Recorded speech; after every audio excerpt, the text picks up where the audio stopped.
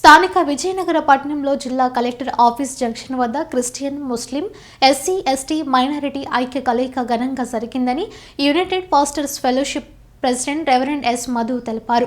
All India Christian council జిల్లా అధ్యక్షుడు doctor P Premanandam అధ్యక్షతన వహించిన కార్యక్రమంలో పలువురు ముస్లిం, క్రిస్టియన్, ఎస్సీ, ఎస్టీ నాయకులు తమ సందేశాలను అందించిరి.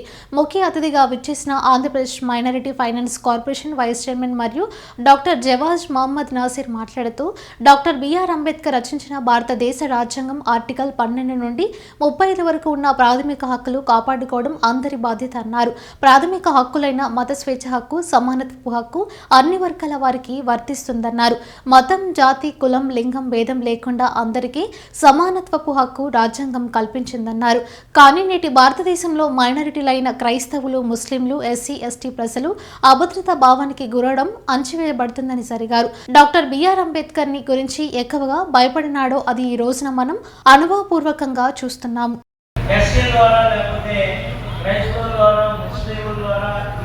బాగుపడుతుందని, ఈ దేశంలో ఒక స్వతంత్రం వస్తుందని ఎన్నడూ భావించలేదు. జనరల్ అంబేద్కర్ ఈ రాష్ట్రాన్ని 3 భాగాలుగా, ఒకటి దళిస్తాన్, 2 హిందుస్థాన్, 3ది పాకిస్తాన్, ఈ 3 స్థానాలుగా విభజిస్తే దేశం ఐక్యంగా ఉంటుంది, ఏ దేశం ఆ దేశం సుభిక్షంగా ఉంటుందని ఆలోచన చేసినప్పుడు అంబేద్కర్ గారు వెనక్కి వచ్చారు. దళిస్తాన్ అనే పదం నుంచి మరి జనరల్ ముందుకెళ్ళారు. పాకిస్తాన్ ప్రారంభమైంది. మరి ఆనాటి ముస్లిం సహోదరులు ఈ యొక్క హిందూ, ముస్లిం, క్రైస్తవ మైనారిటీలన్నీ కలిసి సుభిక్షంగా యాత్ర చేయాలి, మేము ఈ కామన్ నేషనల్లోనే ఉంటాం అనుకున్న వాళ్ళతో నుంచి వచ్చిన సంతదే ఇక్కడ ఉన్న ముస్లింలు అందరూ కూడా. లేకపోతే నిన్న పాకిస్తాన్ పోయి ఒక రాజ్యాధిపతులుగా ఆ రాజ్యాన్ని ఏలవలసిన వారు ఇక్కడ 2వ క్లాస్ సిటిజన్స్గా ఈ దేశ పౌరులు కాకుండా మీరు పరాయి దేశస్తులు, ఈ దేశంలో మీకు స్థానం లేదు అని అన్నా సరే ఏమాత్రం క్షమించకుండా మేము ముస్లింస్, క్రైస్తవులతో ప్రతి మానవులతో కలిసి మేము మానవత్వాన్ని ప్రకటిస్తామని ప్రకటిస్తున్న ముస్లిం సోదరులకు అందరూ కూడా హృదయపూర్వకంగా వందనాలు తెలియజేస్తున్నాను. ఇక రెండవది క్రైస్తవ సహోదరులు. ఈ క్రైస్తవ సహోదరులు ప్రార్థనే తప్ప ఈ యొక్క విజ్ఞాపన అనే దాన్ని విడిచిపెట్టి సమైక్య నినాదాన్ని పాటించాలని ఆలోచన లేకుండా ఎంతకాలం కూడా దూరంగా ఉన్న ఆ క్రైస్తవ సహోదరులు, ప్రాముఖ్యంగా కాపరులు, ఈ విధంగా ఇక్కడ అనేక మంది ఈ యొక్క సమైక్య ఈ కూడికలో వీరు పాల్పంచుకోవడం ఇది దేశంలో ఒక మార్పుకి తొలిమెట్టు అని మిమ్మల్ని కూడా ప్రభుత్వం అభినందిస్తున్నాను. ఇక 3వది హిందువులు. దేవుని పెట్టారా, హిందువులు మనం వేరు చేయడానికి ఎట్టి పరిస్థితుల్లో వీలు లేదండి. హిందువులు మనం చెప్పేయట్లేదు, హిందువులు కాదు మనం చెప్పేస్తుంటాం.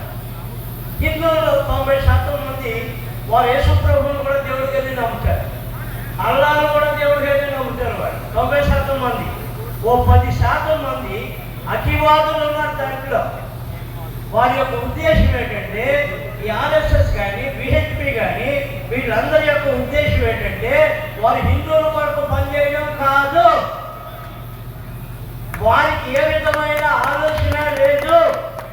వారికి ఉన్న ఒకే ఒక ఆలోచన ఏంటంటే దేశాన్ని ఎలాగ దోచేయాలి, ఈ దేశాన్ని దోచేయడానికి ఏమి చేయాలని వాళ్ళు ఎందుకు చేస్తున్నారంటే ఈ హిందూ, ముస్లిం, క్రైస్తవుల్ని వేరు చేస్తేనే కానీ ఈ దోపిడీ మనం చేయలేమని వాళ్ళు నిర్ణయించుకున్నారు.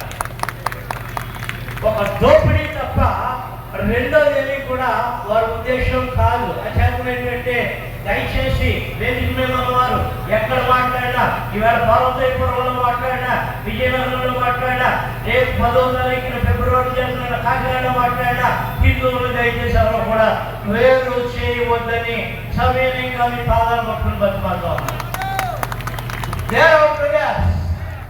90% మంది వారందరినీ కూడా దేవుడిగా చెప్పాలంటే వారికి నేర్పించాడు. ఏం నేర్పించాడంటే రాయి, చెట్టు, చేమ, పాము, పుట్ట ప్రతిదీ కూడా దేవుడైన వారు నేర్పించాడు. వారిని మనం తప్పు పట్టవలసిన అవసరం లేదు. ఎవరు నేర్పించారు, ఎందుకు నేర్పించారు? రాజ్యాంగానికి మనువాదానికి ఉన్న యుద్ధం ఏంటి? అలాగే రాజ్యాంగానికి సనాతన ధర్మానికి ఉన్న యుద్ధం ఏంటి? ఎందుకు ఉదయనిధి స్టాలిన్ సనాతన ధర్మాన్ని కోకొట్ట వేడుతో పెకిరేసే వరకు కూడా ఈ దేశాన్ని మనం బాగు చేయలేమని చెప్పాడు? దీనికి రూట్ ఏంటి, ఈ కాజ్ ఏంటి అనేది మనం ఆలోచన చేయాలి తప్ప ఇంకా గతంలోకి వెళ్తూ వెనక్కి మూట ముట్టి చెత్త చెత్తను ఇట్లన్నింటినీ మనం పట్టుకుని ముందుకు ప్రయాణం చేయడానికి లేదు. What is the problem? ఈ సమస్య ఏంటి? వేళ దాని పరిష్కారం ఏంటి అన్నది ఆలోచించడానికి ఇక్కడ మేధావులందరూ కూర్చున్నారు. కానీ మన సమయాన్ని ఎంతగా ఖర్చు పెట్టాలి కాదు. మొదటగా నాశీ గారు నేను ఒక అభినందనలు తెలియజేస్తున్నాను. ఎందుకంటే రోషం ఉండాలి మనిషికి. ఆయన డబ్బుని కలిగి ఏ వేదిక ఏర్పాటు చేయలేదు. లోపల మంట చెప్పారు సహోదరు ఏసీ నాయకులు, మంట ఆయనకో మంట ఉంది. ఆ మంట ఏంటంటే ఈ దేశంలో ప్రతి మనిషి కూడా సుఖంగా ఉండాలి. వాడు ముస్లిమైనా, క్రైస్తవుడైనా, హిందువుడైనా, ఎవడైనా సరే, వాడు పేదవాడైనా, ధనవంతుడైనా, లేకపోతే వాడు ఏ జాతికి చెందిన, ఏ కోవకు చెందిన ఒక మనిషి జోలికి ఇంకొక మనిషి వెళ్ళకుండా స్వతంత్రం మరి రాజ్యాంగం అనుగ్రహించిన స్వతంత్రాన్ని అనుభవిస్తూ సమాధానంగా సంతోషంగా బ్రతకాలని దాని కొరకు ఏర్పాటు చేసింది తప్ప నేను రాజశేఖర్ గారు అమాయకులని నేను అనుకోవట్లేదు. ఎందుకంటే ఈ సభ చెప్తుందని ఏంటో నాకు ఆయన తెలియదు గారు, నేను అమాయకుడు గారు. ఎందుకంటే అంబేద్కర్ మాట చెప్పాడు, కులాల పునాది మీద దేనిని కూడా నిర్మించలేరు.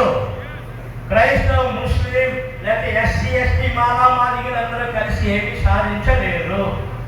మనుషులంతా స్వామి వివేకానందుడు చెప్పాడు, మనుషులంతా మనుషుల అవ్వండు.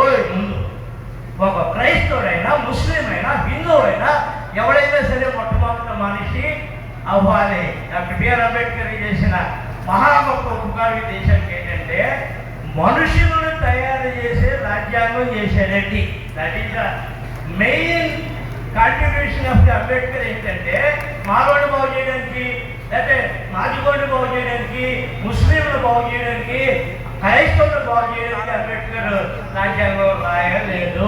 భారతదేశంలో ప్రతి మనిషి కూడా సుఖంగా స్వాతంత్రం పొందుతూ సంతోషంగా ఈ యొక్క సంపద అంతా కూడా అనుభవిస్తూ సుఖంగా బ్రతకాలనే రాజ్యాంగం ఆయన రాశాడు. ఈవేళ మన కూడికున్న సమస్య ఏంటంటే రాజ్యాంగానికి ముప్పు వచ్చింది.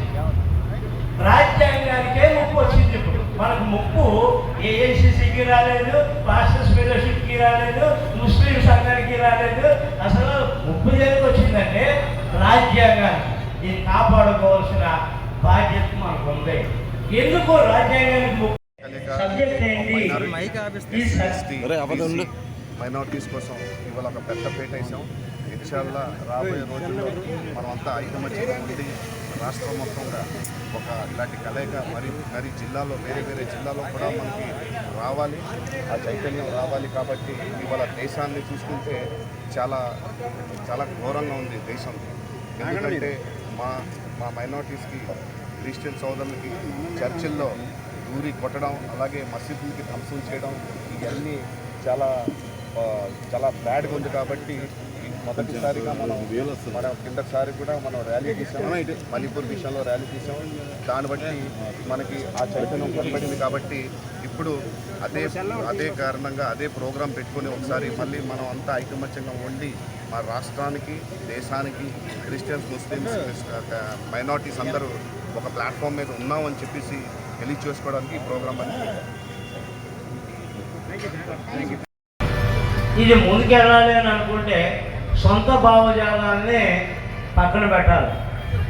ఒక కామన్ ఎజెండా మనకు అందరికీ కూడా ఉండాలి. ఆ కామన్ ఎజెండా గురించి నేను మాట్లాడతాను. నేను మొట్టమొదటిగా నేను పరిచయం చేసుకున్నాను. హైకోర్టు యాక్టివేటే కాదు, చాలా మంచి సువార్థికండి. దగ్గర నేను 500 సంఘాల్లో నేను దేవుని యొక్క వాక్యం పరిచయం చేస్తాను. అయితే ఇప్పుడు వాక్యం మాత్రం నేను చెప్పను. నేను చాలా మంచి దళిత నాయకుడిని, వారికి జరిగే అన్యాయం గురించి చెప్పను. ఎందుకంటే సబ్జెక్ట్ ఏంటి? ఈ